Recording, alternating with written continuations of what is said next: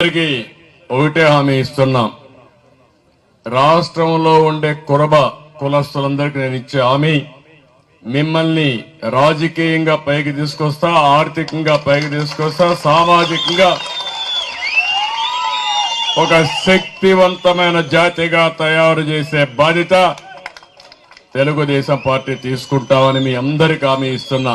కనకదాసుకి అదే మరి వెంకటేశ్వర స్వామికి అవినాభావ సంబంధం ఉంది కాబట్టి ఒక టీటీడీ బోర్డు మెంబర్ కూడా ఏమన్నారు, ఒకప్పుడైతే పార్సారథి గారు కూడా పనిచేశారు, మళ్ళీ ఒక బోర్డు మెంబర్ గా నామినేట్ చేస్తామని చెప్పి కూడా మీకు తెలియజేస్తున్నా.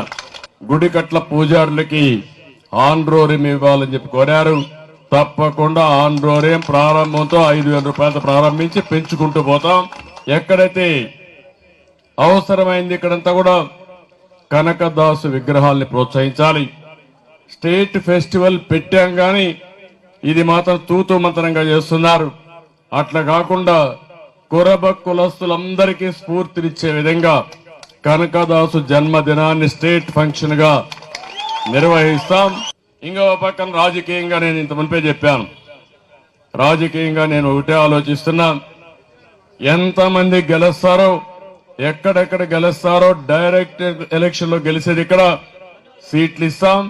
ఒకవేళ డైరెక్ట్ ఎలక్షన్ లో గెలవని ప్రాంతాల్లో ఎమ్మెల్సీలుగా ఇచ్చి ప్రజాప్రతినిధులుగా మీరు అసెంబ్లీలో కౌన్సిల్లో ఎంటర్ అయ్యే పరిస్థితి తీసుకొస్తామని చెప్పి కూడా మీకు తెలియజేస్తున్నా.